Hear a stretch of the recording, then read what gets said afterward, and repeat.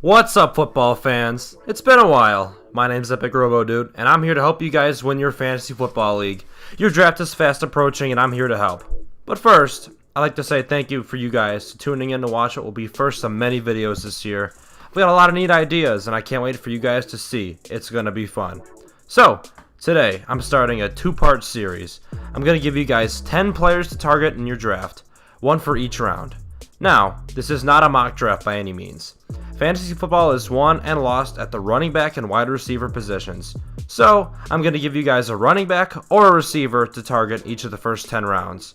I will also end each pick with a prediction this season.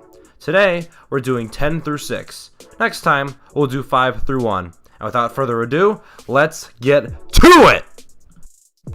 Alright, and to start off this series, my 10th round recommendation here is going to be Jordy Nelson, Oakland Raiders wide receiver, ranked 47th.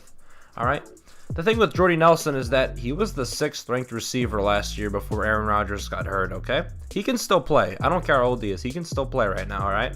He's going to be the next Michael Crabtree for the Oakland Raiders, okay? He fits their system perfectly, just like Crabtree did a couple years ago. I know Gruden, different system, different coach, but I like Jordy Nelson this year because he can run routes very well, he's smart, and he's got great hands, okay? And I don't think the Oakland Raiders trust Amari Cooper that much.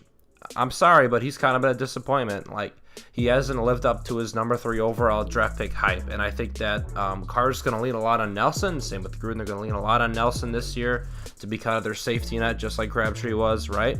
And my prediction for Jordy Nelson is that I think that, you know, he's a 10th round pick, but he's a top 20 wide receiver upside. So my prediction is that Jordy Nelson will bounce back and finish this year in the top 20. All right, and my 9th round target, it's going to be Jets wide receiver Robbie Anderson as the 37th ranked wide receiver according to ESPN. Last year, Robbie Anderson was top 20 in production with Josh McCown at QB, right? He's a touchdown machine, scoring 7 in a 5-week stretch. And the thing is that there's no other options in New York, okay? Sam Darnold's going to be the quarterback, and I think they're going to be trying to throw the ball as much as possible. Even if he doesn't start week 1, Darnold's going to be in there soon enough, and Anderson's going to be his number 1 guy, okay? And I think an easy prediction here for Robbie Anderson is that he's going to score at least 10 touchdowns. You know, like 7 touchdowns in 5 weeks. I think that you put that over a 16-game stretch of him being that guy. As long as he stays out of trouble and doesn't, you know, go 100 miles an hour on the freeway, I think he scores at least 10 touchdowns this year. Okay, and my 8th round target is going to be Pierre Garçon from the San Francisco 49ers. Alright, he's going to be Jimmy Garoppolo's number 1 target this season, and that bodes much greater upside than when he played with Hoyer last season. Garçon was on a 1,000-yard pace last year with Brian Hoyer. He got 500 yards in like 7 or 8 weeks. That's going to go up this year, easily, with Garoppolo as the quarterback and another year of Shanahan. Okay. He's also the only short yardage option on the team that's going to be reliable. He's going to lead the team in third down targets, okay? And Garoppolo's going to move the sticks. You're going to see a lot of red zone targets, too, from Garçon, considering he is one of the bigger receivers on the team. They have a couple nice tight ends, but Garçon's going to get red zone targets and third down targets, which gives him even more upside, right? I think an easy prediction here for Garçon is that he's going to finish with over 1,000 yards like he should have last year, right? I think that's going to make him a borderline top 15 play, which is great upside for your 8th round draft pick. All right, and my 7th round target is going to be Dion Lewis, the 30th ranked running back. Last year, he was the 13th ranked running back, right, in ESPN PPR leagues, in a cluster New England backfield with Rex Burkhead, Mike Gillislee, and James White, another pass catcher on that. So he was basically putting in work while everyone else around him was on his ass, you know, trying to steal carries and receptions from him. He'll get some heavy targets this year with the Titans, okay? He's the only pass-catching back that they have that's actually going to, you know, see the ball and see playing time. Derrick Henry's not a pass catcher, okay? So Dion Lewis is going to be on the field for all third downs. He'll get heavy targets and a solid number of carries behind a really good run-blocking offensive line in Tennessee, right? And the fact that he does catch passes gives him a high floor in PPR leagues. He's going to be catching at least 3 to 4 passes a game for you, so that's a guaranteed. You know, if he gets 4 catches and he gets 30 yards, that's at least 7 points just via catching passes, right? That's not even including rushing, okay?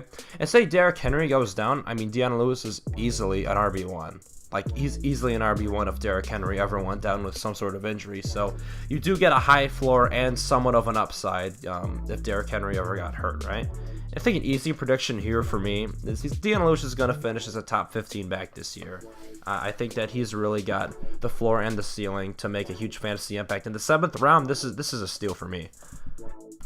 Alright, and to conclude this video, my 6th round target is Juju Smith-Schuster, the 26th ranked wide receiver. He finished as a top 20 receiver last year, despite being buried on the depth chart early and missing 2 games down the stretch, right? He was the 11th ranked receiver if you take away those 2 games, okay?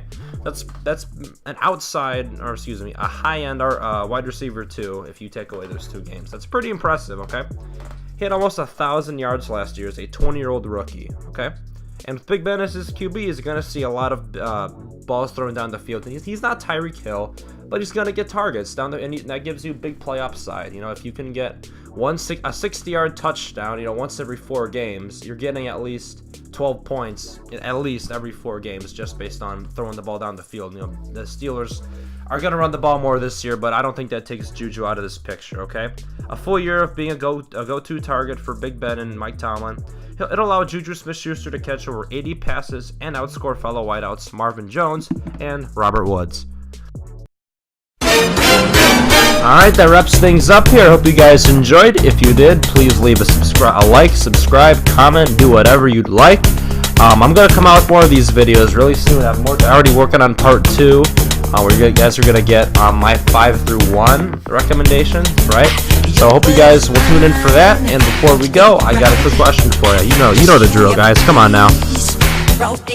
Alright, and our question for this video is going to be, in 2013, Richard Sherman only gave up 1 touchdown pass. That touchdown was thrown by A. Jake Locker, B. Russell Wilson, C. Christian Ponder, or D. Colin Kaepernick. Tune in next video to find out the answer. I'll see you guys next time. Bye now.